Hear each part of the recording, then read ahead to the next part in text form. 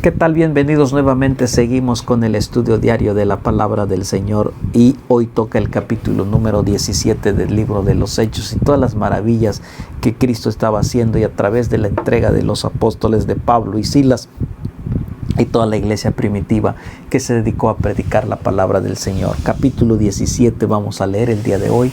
Padre nuestro que estás en el cielo, gracias por tu palabra, por la bendición del estudio de ella. Quédate con nosotros en el nombre de Jesús. Amén. Capítulo 17 dice: pasando por Anfípolis, Apolonia, llegaron a Tesalónica, donde había una sinagoga de los judíos. Está hablando a través de Pablo y Silas, grandes misioneros entregados al servicio del Señor.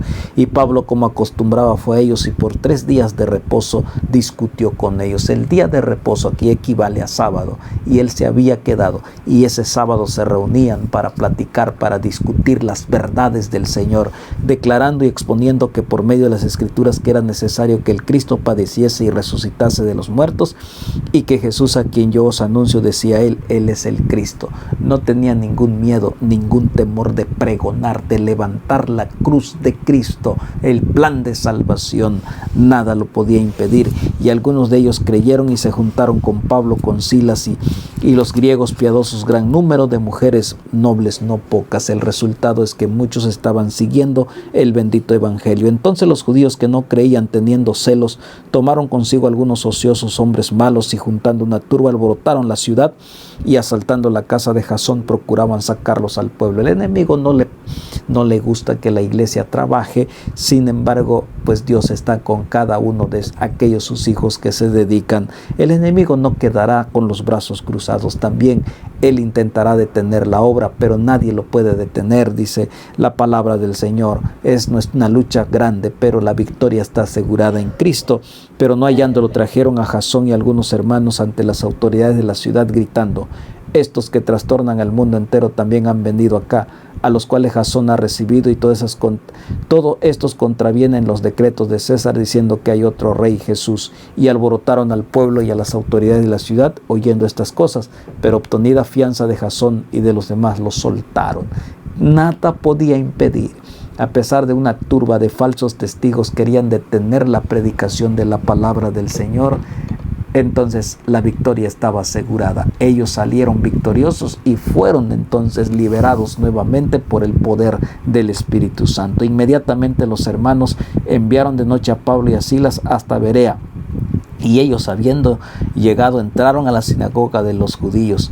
Y estos eran más nobles que los que estaban en Tesalónica, pues recibieron la palabra con toda solicitud, escudriñando cada día las Escrituras para ver si estas cosas eran así. Mientras unos rechazaban, otros amaban el estudiar la palabra del Señor. Mientras unos rechazan el evangelio, otros lo aprecian.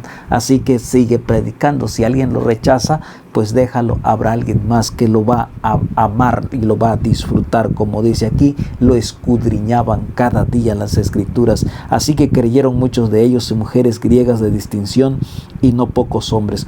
Cuando los judíos de Tesalónica supieron que también en Berea era anunciada la palabra de Dios por Pablo, fueron allá y también alborotaron a las multitudes. O sea que no podían estar quietos. Sin embargo, ellos seguían predicando con poder.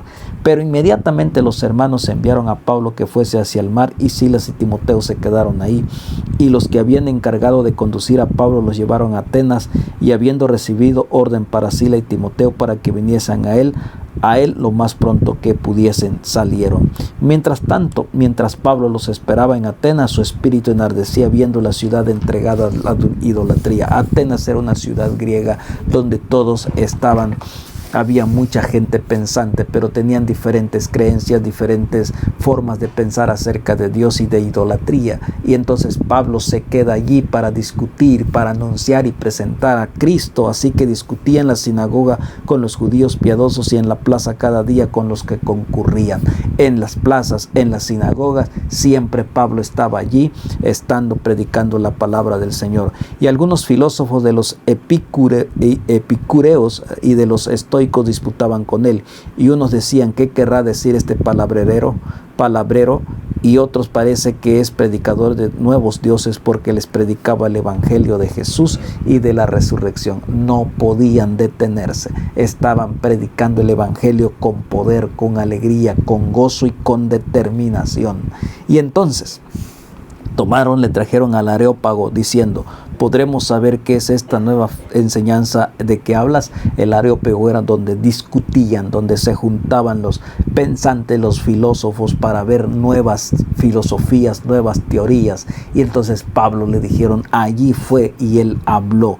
Pues traes a nuestros oídos cosas extrañas, queremos pues saber qué quiere decir esto, porque todos los atenienses y los extranjeros residentes allí en ninguna otra cosa se interesaban sino en decir o en oír algo nuevo. Estaban interesados, algunos por curiosidad, otros porque en verdad querían saber y entender. Entonces Pablo, puesto en pie en medio del Areópago, dijo: varones atenienses, en todo observo que sois muy religiosos.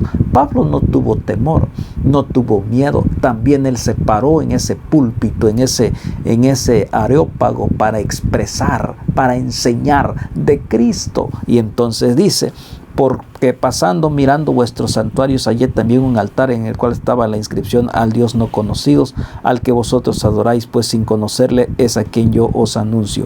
El Dios que hizo el mundo y todas las cosas que en él hay, siendo Señor del cielo y de la tierra, no habita en templo hecho por manos humanas. Y empieza a hablar de Cristo, exaltar a Jesucristo, nuestro Redentor. Y entonces ni es honrado por manos de hombre, porque si necesitase de algo, pues él es quien da a todos la vida, aliento y todas las cosas. Dios Todopoderoso, Jesucristo el Creador, y Él lo presenta como el Creador, el que sostiene el mundo, el universo, y de una sangre ha hecho todo el linaje de los hombres para que habiten sobre la faz de la tierra, y les ha prefijado el orden de los tiempos y los límites de su habitación, para que busquen a Dios, si en alguna manera palpando puedan hallarle, aunque ciertamente no está lejos de cada uno de nosotros.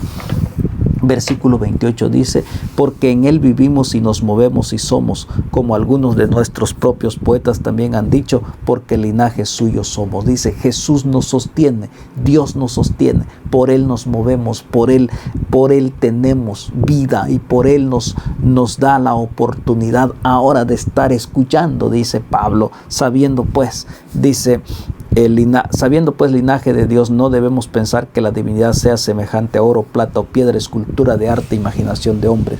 Versículo 30 dice: pero Dios, habiendo pasado por alto los tiempos de esta ignorancia, ahora manda a todos los hombres en todo lugar que se arrepientan, por cuanto ha establecido un día en el cual juzgará al mundo con justicia por aquel varón a quien designó, dando fe a todos con haberle levantado de los muertos. Pero cuando oyeron lo que de la resurrección de los muertos, algunos se burlaban y otros decían: ya te oiremos acerca de esto otra vez. Algunos reaccionaron de una forma burlona, pues donde quiera hay, si tú predicas el evangelio, hay gente que va a reaccionar de una forma burlona, pero no os preocupéis, hay gente que de toda sinceridad escuchará y tomará decisiones. Entonces dice ahí: y así Pablo salió de en medio de ellos. Versículo 34, ahí está el resultado. Todo trae resultado. Echa tu pan sobre las aguas y después de muchos días la recogerás. Siembra la semilla y habrá fruto.